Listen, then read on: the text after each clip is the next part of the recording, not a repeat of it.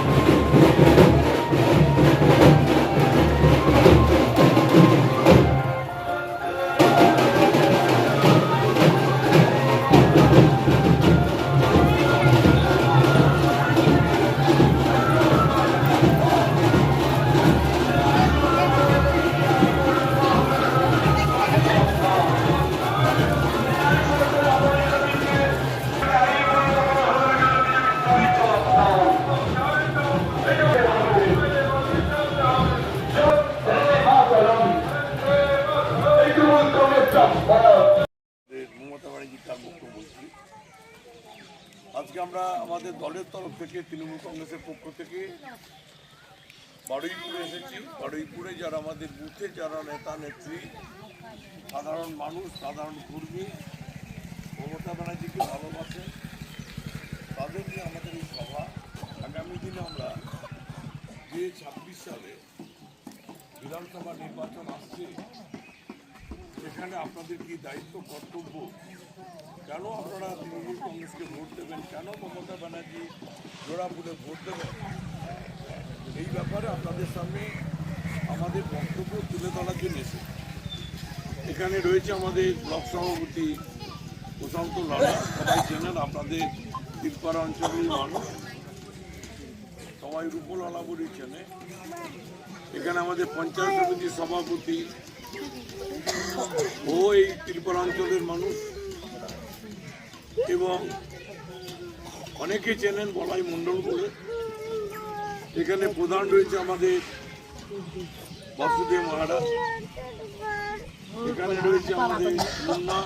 আমাদের এই অঞ্চলে প্রতিটি মানুষের সঙ্গে তার সম্পর্ক, আমাদের সভাপতি এই অঞ্চলের। এখানে পোকা রয়েছে, পোকা আমাদের দলের একজন বরিষ্ঠ নেতৃত্ব, আইএনটিপিসি একটা সংগঠন, আমাদের যেটা শ্রমিক সংগঠন, তার একটা দায়িত্ব পালন করছে। এখানে আতাই রয়েছে, আতাই আপনাদের এলাকারই মানুষ। আরও এখানকার আমাদের নন্দ রয়েছে, এখানকার বুথ সভাপতি, আর অনেক নতুন পুরনো প্রবীণ নবীন সবাই আপনারা আছেন। এখানে সবার বক্তব্য শুনলেন, সবাই এখানে সবিস্তারে আপনাদের সামনে তুলে ধরেছেন।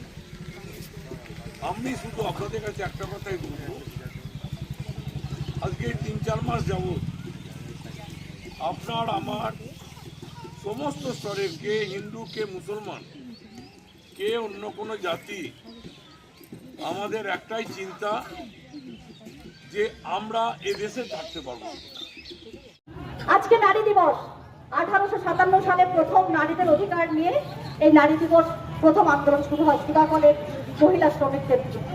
বিভিন্ন দেশে বিভিন্ন রকম ভাবে নারী দিবস পালন হয়, কিন্তু কোথাও পালন হয় নারীদের সম্মান এবং নারীদের মর্যাদা নিয়ে, কোথাও সেটা পালন হয় নারীদের অর্থনৈতিক, সামাজিক এবং রাজনৈতিক মর্যাদা নিয়ে।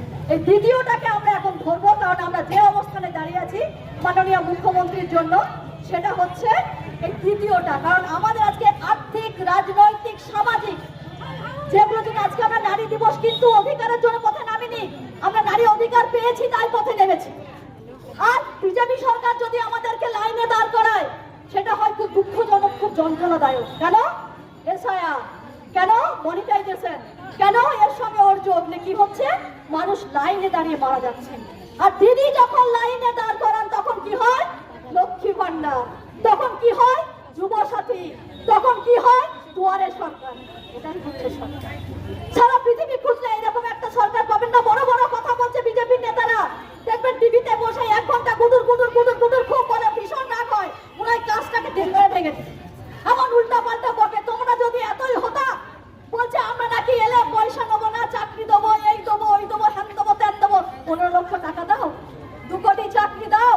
তোমরা তো এখনো 12টা রাজ্যে স্বাধীনভাবে আছো, দাও না বাবা, তোমরা দাও, লক্ষ্মী ভান্ডার দাও। যে প্রকল্পগুলো চলছে পশ্চিমবঙ্গে, বলছে ভিক্ষা দিচ্ছে, তোমার বাড়ির মেয়ে গিয়ে আগে লাইনে দাঁড়াচ্ছে। বিজেপিরা যখন আগে গিয়ে লাইনে দাঁড়ায়, আমাদের নেতৃত্বদের, আমাদের অধিকার থাকে, বলে দেওয়া থাকে যে আপনারা বিরোধীদেরকে আগে দেন লাইনে, তাদের ফর্মটা ফিল আপ করে তাদেরটা জমা করিয়ে দেন। আমি পঞ্চায়েত সমিতির সভাপতি, আমি কখনোই মনে করি না আমি তৃণমূলের সভাপতি, আমি সর্বদলের সভাপতি। একটা খুব সম্প্রতি ঘটনা ঘটে গেল আমার ব্লকে, আমার বিরোধী দলনেতা মারা গেলেন, তার নাম হচ্ছে কিশোর চন্দ্র দাস, তিনি হচ্ছেন বিজেপির নেতা। তিনি যখন মারা গেলেন তার পরিবারটি ভেসে গেল, 2টি মাত্র কন্যা সন্তান, তাদেরও মাইনর এজ। আমার কাছে বউটি কেঁদে এলো, দিদি আমি কোনো জায়গায় কোনো সহযোগিতা পাচ্ছি না। তৎক্ষণাৎ আমি জেলাতে গিয়ে তার মেয়েকে আমি মিশন বাৎসল্য স্কিমে মাসে 4000 টাকা করে পাইয়ে দিচ্ছি। তার আমি ডেথ বেনিফিট 2 লক্ষ টাকা কৃষক বন্ধুর কোনো এক দাদা তার কাছে নিয়েছিল, 30,000 টাকার বিনিময়ে 1,70,000 টাকা দেবে, তাহলে ফেরত নিয়ে এসো, 1 পয়সা লাগবে না, 2 লাখ টাকাই তোমার হবে। 7 দিন মাত্র সময় নিয়েছে এবং 2 লক্ষ টাকা তার অ্যাকাউন্টে ঢুকিয়ে দিয়েছি। এটাই হচ্ছে মমতার সরকার। জানতে হবে আমাদেরকে, বুঝতে হবে আমাদেরকে যে আমরা কোথায় আছি। আজকে নারীরা, আমি যে একটা হুইল চেয়ারে বসে আছি, আমি যখন সকালে যাবেন দেখবেন আমি হয়তো ঘর ঝাড়ু দিচ্ছি, নাহলে ডান হাতে আমার ঘুমতি, কেন আমি তখন গৃহবধূ, দেখবেন ঘুটে ফুটাচ্ছি দেওয়ালে। যখন 11টা বাজে তখন আমার বাড়ির সামনে একটা বড় স্করপিও গাড়ি এসে দাঁড়ায়, কেন আমি পঞ্চায়েত সমিতির সভাপতি। তখন আমি যখন অফিসে ঢুকবো, আমার দুপাশের লোক উঠে দাঁড়াবে, ম্যাডাম আসছে, বিজয় সাহেব এসে সামনে দাঁড়াবে।